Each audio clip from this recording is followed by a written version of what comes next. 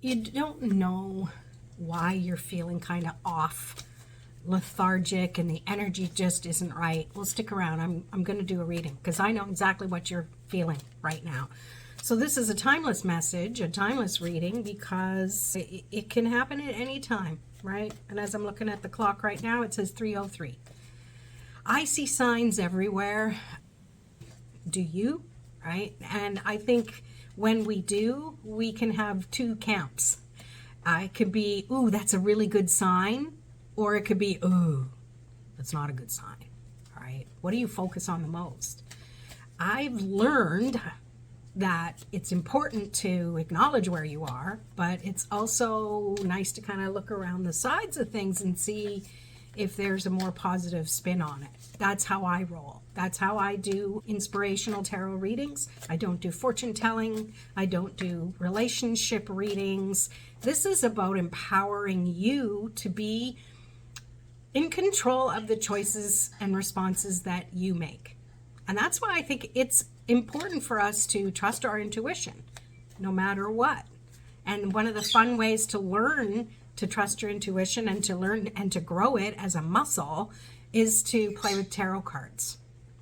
Oracle is fun too, but I'm specifically talking about tarot because there is a system around it, and there's many schools of tarot out there, and that's wonderful because there's lots of people, right? So if you resonate with wanting to know a little more inspirationally speaking, even when a card comes up that might not be as positive, and maybe you're new to tarot and you don't know what this card is, but look at this card. You can tell he's not probably happy just by the demeanor of his position and the images around there. What's he focused on? Those 3 cups that are spilled over. And he's totally ignoring the 2 cups that are still standing. So there's a lot of symbolism in these things. And I think reading for yourself is an important way for you to really find that the shadow and bring in the light is the only way I can say it. I know it sounds kind of corny, but learning tarot just so you can have insight in your own life is such a life tool. And I would love to help you and guide you in how to use tarot, how to learn tarot without having to memorize what's going on. But anyways, I'm kind of went off on a tangent. Let's get into that. What the heck is going on? What's with the funk that's going on around? Ooh, see, you heard that card flipped out. You're not going to believe what card it is. You can't make this stuff up. Stick around in my world because this happens a heck of a lot. And to me, it's a heads up that there's reminders. And it's like, yeah, you might have thought you pulled me randomly, but oh no, Lo, you did not. So 5 of Cups. Now I'm going to delve into what I'm picking up on this card as it has to do with what we're talking about, being in a funk. Well, what are we focused on? Being in a funk. We're focused on things feel a little empty. Things aren't the way I expected them to be. You know, yeah, I'm aware there's some cups behind me, but I don't want to focus on them right now. You ever be in those moods where, as a kid, you're in a bad mood, someone's trying to get you in a good mood, but you're like, no, I want to wallow in this awful mood, please. Or is it just me? I am a Sun Scorpio. So anyways.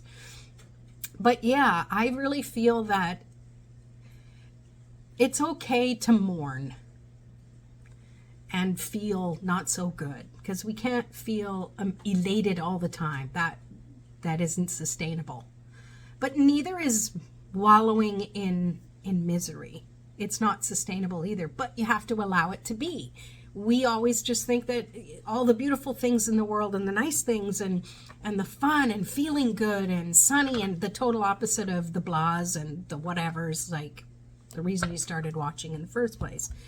So I really feel that it's okay to do that because there is that support in the background. There's even a bridge going across the river, so that when you're ready, when you've mourned, when you're ready to turn around and grab those 2 cups and start walking and crossing and getting to the comfort zone, which is where you're just comfortable being who you are, where you have a little more confidence in yourself.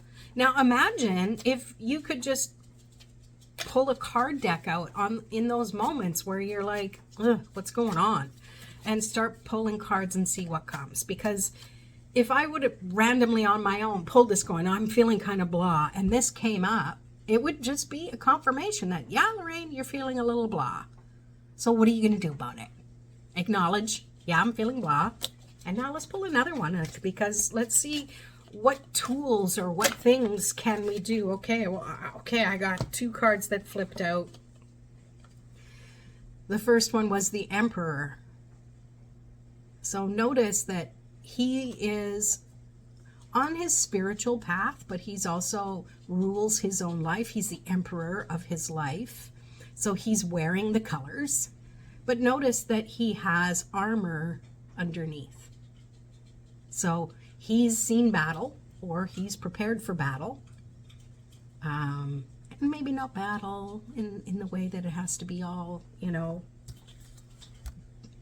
bloody and gross and what have you, but it's you're prepared. Trust yourself that you're prepared. Now let me bring this other card back into the picture.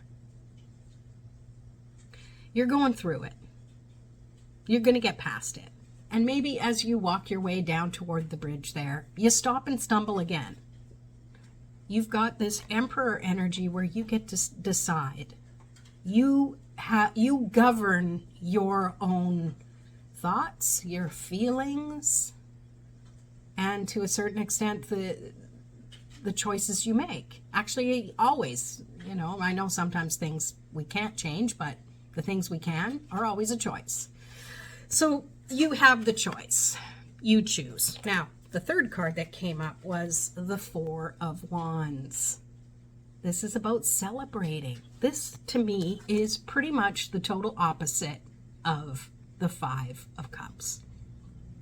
This is the humdrum days and humdrum ways. This one is like, la, everything is coming up roses. This can often signify an event, like a celebration, a marriage, that sort of thing. But for this particular reading, and as it comes into context with these other cards, is that you're going to be okay. You know, 4 legs of a table make it stable, right? So there's stability here, and through what you're going through, and because if you're wondering why, because it's helping you know you have this no matter what anyways, truly. But sometimes you've got to go through that to trust that you have the skill and you have the choices you can make, how to respond, how to react, what to do. So then you can come to be celebrating everyday life. All right. Now that was a really random reading, but I think it helped me a little bit because I truly turned on record because I was feeling these feelings. So let me know in the comments if this made sense for you. Thank you for watching, and we'll see you next time.